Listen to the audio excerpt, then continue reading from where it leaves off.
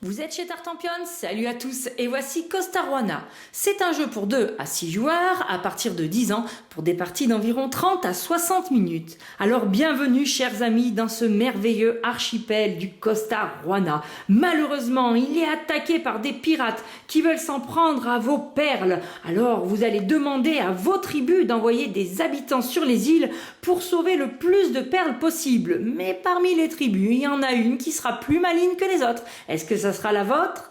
Dans Costa Ruana, on va jouer en 5 tours de jeu. À chaque tour, on va répéter les mêmes actions. On va jouer 2 cartes, placer un insulaire. Le chaman interviendra sur ces cartes au milieu de la table. Ensuite, on révélera tous les cartes qu'on a jouées.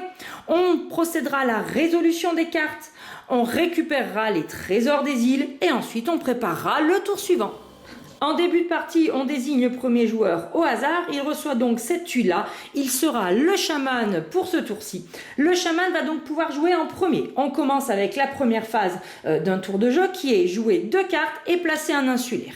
Le chaman va donc choisir parmi les 5 cartes qu'il a reçues en début de partie, une carte qui va commencer par placer face visible, soit devant lui, soit devant un des autres joueurs. Le joueur suivant fait pareil, il met une carte visible soit devant lui, soit devant un autre joueur. Le troisième joueur fait la même chose, soit une carte visible devant lui, soit devant les autres joueurs. La première phase est terminée. Le chaman va maintenant choisir une de ses cartes qui va placer cette fois-ci face cachée, soit devant lui, soit devant un autre joueur. Le second joueur fait pareil avec une face cachée et le troisième joueur fait pareil avec une face cachée. Ça revient au chaman qui va à ce moment-là décider s'il veut ajouter un insulaire qu'il va poser sur une carte, qu'elle soit face visible ou face cachée, devant lui ou devant un autre joueur. Tous les joueurs font ça. La première phase du premier tour est donc terminée.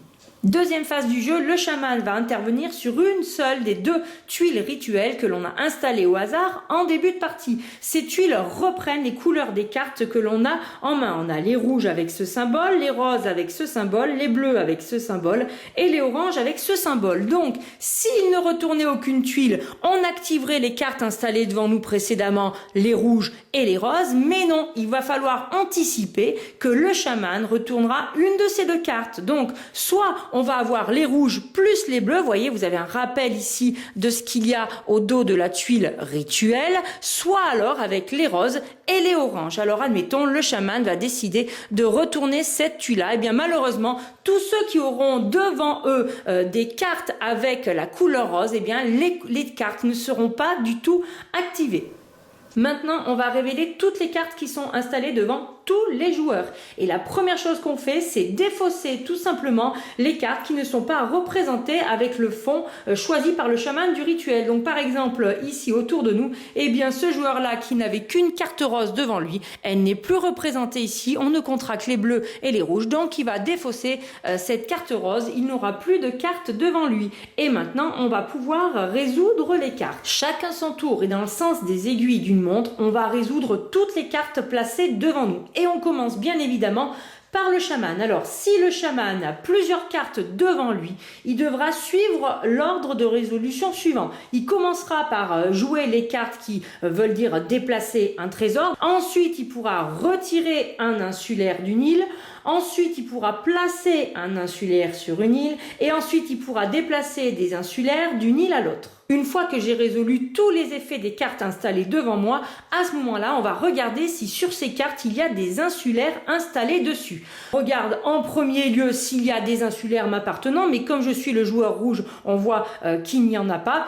À ce moment-là, on va résoudre dans l'ordre du tour les insulaires qui sont installés sur les cartes. Et ils vont à ce moment-là bénéficier eux-mêmes de l'action de la carte comme s'ils l'avaient installée devant eux. Alors, c'est le moment idéal pour vous préciser que l'effet des cartes doit être appliqué intégralement. Donc, si par exemple, on vous dit vous devez placer 2 insulaires sur les îles et que vous les avez dans votre réserve, eh bien, vous êtes obligé de le faire, même si vous n'avez pas très envie de faire ça à ce moment-là. En revanche, si vous ne pouvez pas le faire parce que vous n'avez pas assez d'insulaires dans votre réserve, à ce moment-là, vous remplissez l'action au maximum du possible.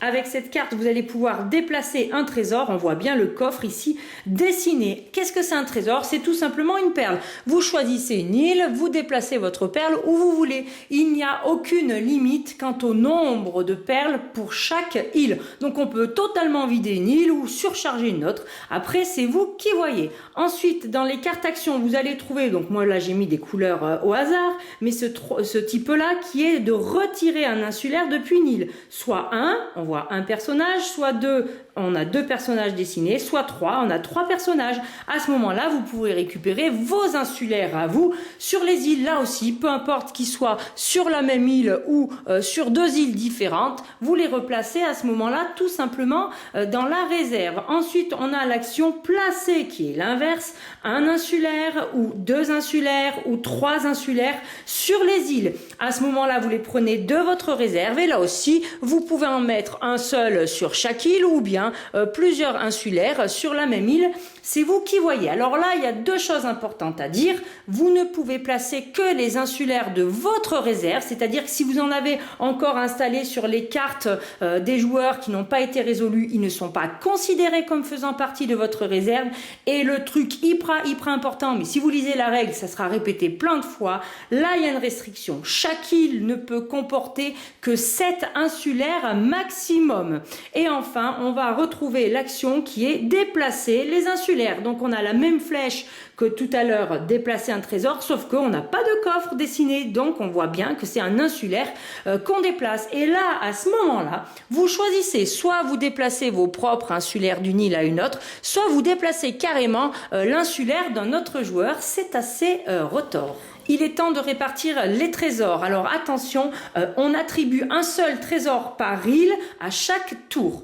À ce moment-là, on va regarder sur chacune des îles si un joueur a plus d'insulaires que les autres. Donc ici, bleu, il est tout seul, il a plus d'insulaires. Donc il peut prendre son trésor qui va cacher derrière sa petite cabane, on va dire, sa petite hutte. Mais il doit retirer un insulaire à ce moment-là et le replacer dans sa réserve.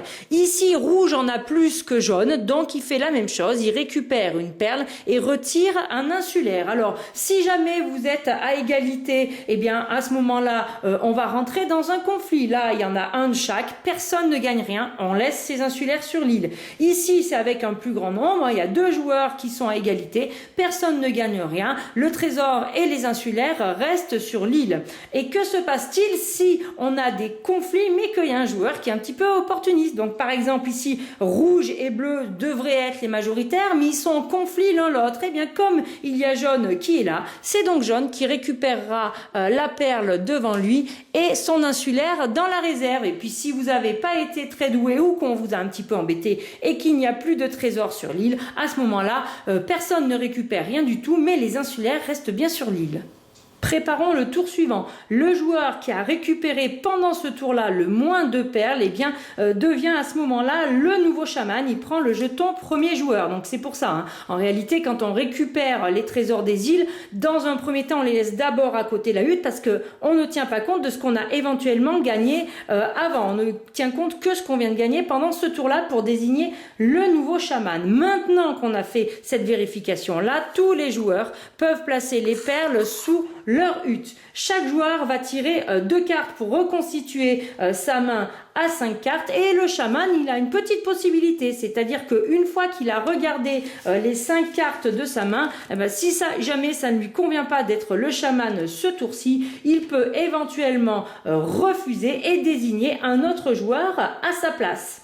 La fin de partie arrive après les 5 tours. À ce moment-là, on va compter tout simplement vos points de respect. Vous aurez 2 points de respect par perle sous votre hutte, plus 1 point de respect par insulaire que vous avez encore dans votre réserve. On ne compte pas ceux qui restent sur les îles. Et bien voilà, chers amis, je vous remercie de m'avoir suivi pour les règles du jeu Costa Aruana. Je vous dis à très bientôt chez Tartampion et n'oubliez pas, amusez-vous bien!